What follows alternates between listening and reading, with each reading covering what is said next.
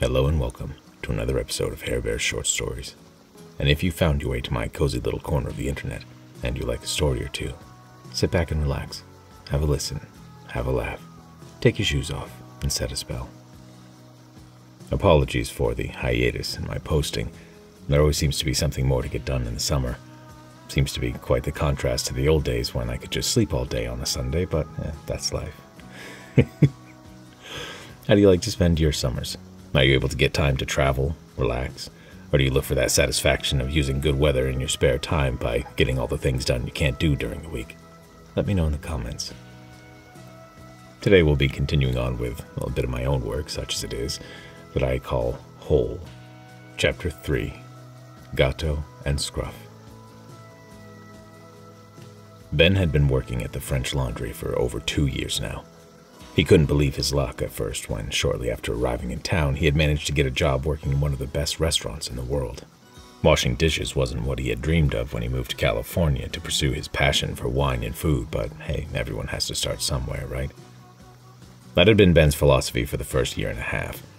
After that time, still washing dishes, he was beginning to think his career had already peaked. The restaurant business, which he had always vaguely envisioned as a roast chicken-scented version of paradise, was in fact fast-paced, exhausting, and cutthroat. Ben could deal with the first two, but stepping on someone else to advance himself never set well with him. Whereas Luis, and a surprising number of people like him, had no problem with it, literally, in Luis's case. Specialized education was also an edge to get ahead. The Culinary Institute in the north end of the valley offered many types of these courses, both traditional and independent study.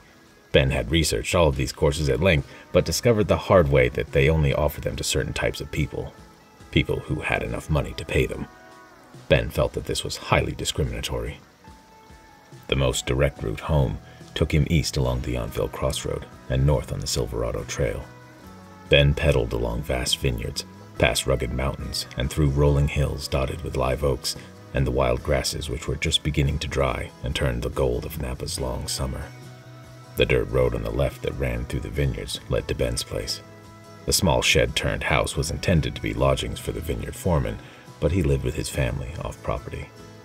At the thought of his friend, Ben looked out across the vines and saw distant plumes of dust kicked up by the tractors among the rows. Gato would be looking for him. Even as it occurred to him, he saw scuff marks from work boots at the front door, presumably from Gato checking to see if Ben was home and wanted to work with his crew. The second week after Ben's arrival in the valley, in mid-April, when the winter rains were beginning to subside, he stepped out of the door of his newly acquired lodgings into the vineyard to find Gato at the end of the row of vines looking at him appraisingly. Ben had just returned from his first shift at the French laundry and was still flushed and excited about being in such close proximity to greatness. The contrast of the world he had just left to the man before him, not to mention someone standing right outside that he hadn't known was there, gave him a moment of disorientation and caused him to nearly trip over the door jamb in an effort to come to a halt. Gato was tall and lean, with a weathered face that was partially obscured by a bushy black mustache. He was wearing old work boots, with the steel of the reinforced toes showing through the broken leather, muddy jeans, and a flannel shirt beneath an unzipped yellow rain jacket. He stood with his weight shifted to one leg, the thumb of one hand hooked in his jeans pocket, and the other hand, which Ben was already eyeing apprehensively, held a pair of sharp-looking pruning shears. After a tense moment on Ben's part, Gato said, "Te gusta el vino, amigo?" Ben, who at the time didn't speak or understand a lick of Spanish beyond "where's the bathroom" and "I have cheese in my pants" — television can, in fact, be educational — shook his head vaguely and stuttered, I'm sorry, I don't speak." Gato grinned crookedly, which had the disconcerting effect of changing his appearance from a muddy vineyard worker to that of a Spanish corsair. "Do you like wine, my friend?" he repeated in heavily accented English. Ben, only slightly taken aback by the apparent randomness of the question, nodded emphatically. "Oh, yes, that's sort of why I'm here." "Do you like to trabajar, to work?" Though Ben had just started a job he didn't want to leave, what he believed the strange Mexican was implying wasn't something he was prepared to pass up. "Yes," he said firmly. Gato gave a short nod and said, "Come with me." And with that, he turned and strode off into the vineyard. Thus began Ben's education in viticulture, Spanish, and Mexican trash talk. every facet of which he found fascinating and, from a linguistic standpoint, very useful. When Ben managed to explain to Gato that he already had a job and could not work with him full time, he had replied, "That's okay, I can't pay you anyway." Lack of payment didn't concern Ben at all, however. The opportunity to learn how to work the vineyards, the very meat and bones of winemaking, was priceless. Gato was not his real name, of course. His given name was Rafael Castillo, and he was from Michoacán, a part of Mexico which to this day remained geographically obscure in Ben's mind. How Gato had come across his nickname, Ben had never specifically found out, but whenever Gato grinned at him, as he did when they first met, Ben felt like a mouse staring down a Cheshire cat who had just boarded up his last mouse hole. At times like that, it made perfect sense. The biggest thing about Gato that Ben had never been able to figure out was exactly how old he was. His weather-worn features and the few gray hairs visible on his head and in his mustache made him look as though he were pushing 50. But his demeanor and overall irreverent outlook on life gave the impression of a carefree man in his 20s. Once, when Ben had actually asked him, Gato told him he was 19. Ben had laughed at the obvious jest and said that he looked a little older than that. In response, Gato had merely grinned his Cheshire cat grin and said, "La vida loca, man." Ben had been right to be wary of Gato's shears, though, as he found out one day not long after he had agreed to work the vineyards. Gato was arguing in Spanish with one of his workers. Ben didn't understand most of the conversation, but it appeared that the man was challenging an order he had been given. The argument got louder and louder, until the man arguing with Gato shouted something about Gato's mother and stood with his arms crossed and a defiant look on his face. Ben saw no change in Gato's expression, and hardly any movement except a slight flick of his wrist, and suddenly a pair of shears was embedded in the wooden post 4 inches from the man's head.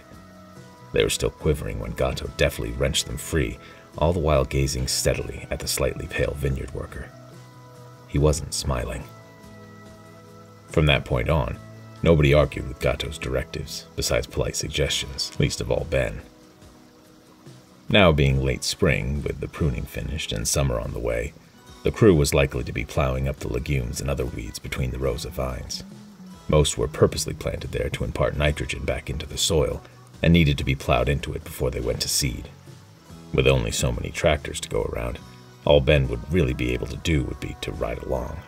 At the moment, sleep sounded like a much more beneficial use of his time, so he turned his key in the lock and stepped into his little home. Without warning, and before Ben could react, a small furry missile launched at his midsection. For the second time in the same day, Ben was knocked off his feet, but this time it was a welcome assault. He rolled on his back and hugged the writhing ball of fluff to him, while his face was assailed by a velvety pink tongue and warm breath that smelled of kibble. Okay, yes, I'm glad to see you too. All right, now stop that. Scruff, you're on my, bleh, that was right in my mouth. Okay, get off. Off! Ben rolled the dog off him and got to his feet.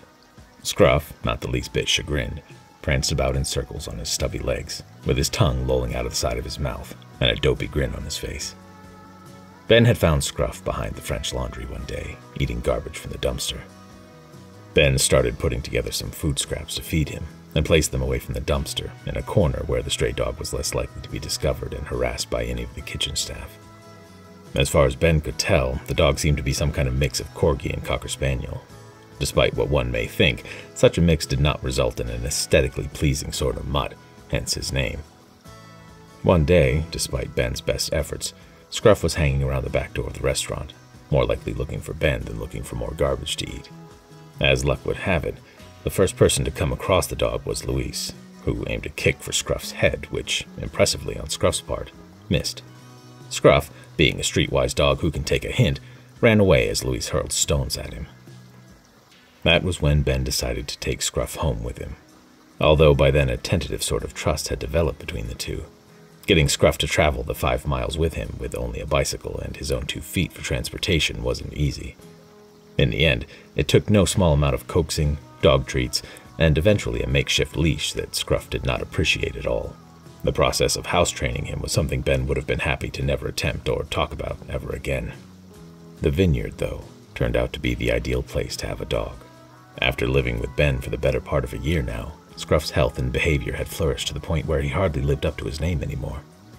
Scruff, being short and stumpy, was able to chase squirrels and rabbits under the lowest of the vines, and did so with surprising speed and agility. Scruff was very diligent about gracing Ben's doorstep with every rodent he managed to catch, too, perhaps an offering of sorts to thank Ben for his generosity.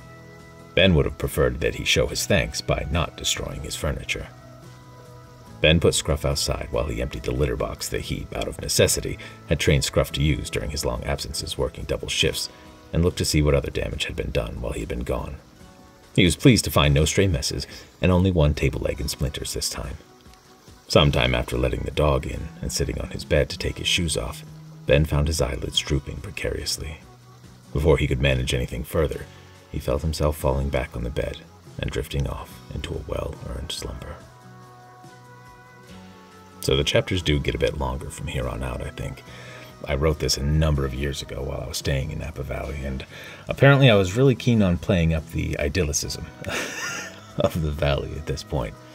But let me know what you think about this in the comments, and if you want me to keep going, I probably will anyway, regardless. But if you like this video, make sure you slap upon the like and subscribe button, and hopefully we'll see you in the next one.